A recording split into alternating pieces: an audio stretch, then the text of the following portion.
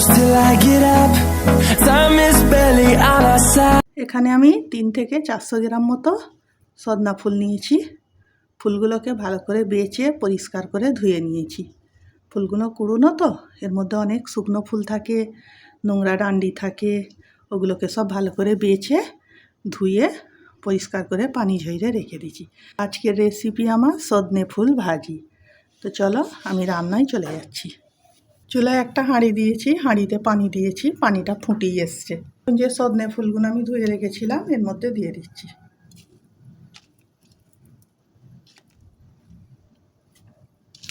এটাকে একবার ভাবিয়ে নেব, একবার নেড়ে দিচ্ছি। এখন ঢাকনা দিয়ে একবার ফুটে গেলে এটাকে নামিয়ে নেব। দেখো সজনা ফুলটা ফুটে গেছে, এখন চুলোটা অফ করে দিচ্ছি, দিয়ে এটা পানি ঝরিয়ে নিচ্ছি। একটা কড়া দিয়েছি, চুলোটা অন করে দিচ্ছি, কড়াটা গরম হয়ে গেছে। এখন এর মধ্যে দিয়ে দিচ্ছি সাদা তেল। তেলের মধ্যে দিয়ে দিচ্ছি কালো জিরে ফোড়ন। জিরেটা ফুটতে শুরু হয়েছে, একটা ভাজা গন্ধ বেরিয়ে পড়েছে। এখন এর মধ্যে দিয়ে দিচ্ছি 4-5টা আলু আমি এইভাবে কুচিয়ে নিয়েছি, তেলেতে দিয়ে দিচ্ছি।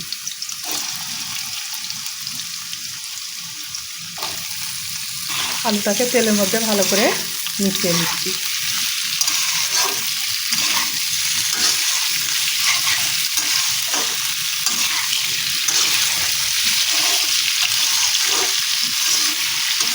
এটাকে ভালো করে মেশাতে ভেজে নেব। হালকা করে প্রথমে ভাজবো, তারপরে এটাকে সজনে ফুলটা দিয়ে আরও ভালো করে ভেজে নেব। একটা ঢাকনা দিয়ে এটাকে সিদ্ধ হতে দিচ্ছি। দেখো 1.5-2 মিনিট পরে আমি ঢাকনাটা খুলছি। ক্যামেরা অফ থাকায় একবার আমি নেড়ে দিয়েছিলাম। এখন এটাকে ভালো করে একবার নেড়ে নিচ্ছি।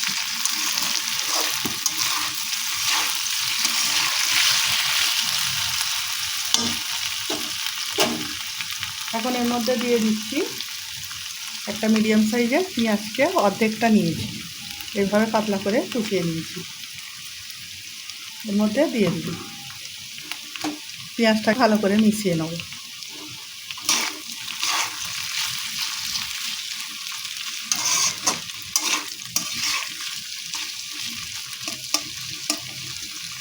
ও কিছু গুঁড়ো মশলা, চামচের কম হলুদ গুঁড়ো দিচ্ছি, 1/2 চামচ জিরে গুঁড়ো, গুঁড়ো লঙ্কা 1/2 চামচের কম দিচ্ছি, আমি কাঁচা লঙ্কা ব্যবহার করব। ঝালটা অবশ্যই তোমরা তোমাদের পছন্দ মতো দেবে, যে যেরকম ঝাল খেতে পছন্দ করো দেবে। এখন এগুলোকে ভালো করে মিশিয়ে নিচ্ছি।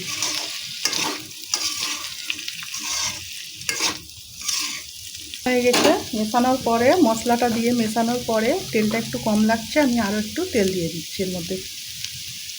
সাথে দিয়ে দিচ্ছি যে সজনে ফুলটা ভাপিয়ে রেখেছিলাম ওই ফুলটা।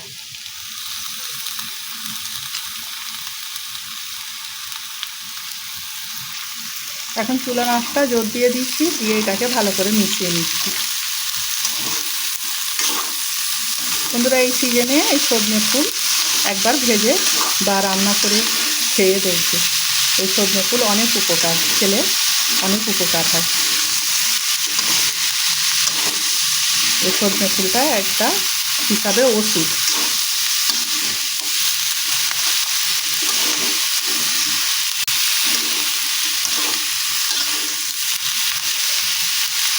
এখন এটাকে ভালো করে নাড়াচাড়া করে ভেজে নিচ্ছি। দেখো বন্ধুরা, যে কড়াটা আমি প্রথমে দিয়েছিলাম ওই কড়াটায় নিচটায় লেগে যাচ্ছিল, তাই আমি কড়াটা চেঞ্জ করে নিচ্ছি। এখন এর মধ্যে দিয়ে দিচ্ছি 3টে কাঁচা লঙ্কাকে এইভাবে কুচিয়ে নিয়েছি, এর মধ্যে দিয়ে দিচ্ছি।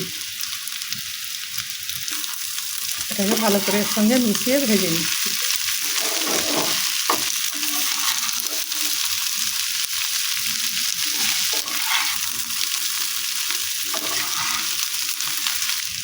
দেখো এখানে ভাজাটা হয়ে এসছে। এখন আলু ভাজাটা একটু চটপটা করার জন্যে আমি অল্প একটু চাট মশলা দিয়ে দিচ্ছি এর মধ্যে। এটা অপশনাল, দিতেও পারো, চাইলে নাও দিতে পারো, দিলে খেতে ভালো লাগে। এটাকে ভালো করে এর সঙ্গে মিশিয়ে নিচ্ছি আরও একবার।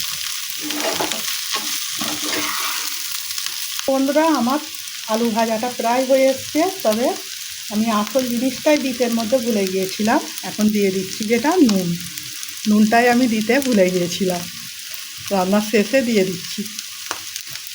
তোমরা যারা এই আলু ভাজিটা বানাবে সজনা ফুল দিয়ে, নুনটা কিন্তু দিতে ভুলবে না, অবশ্যই নুনটা আগে দিয়ে দেবে।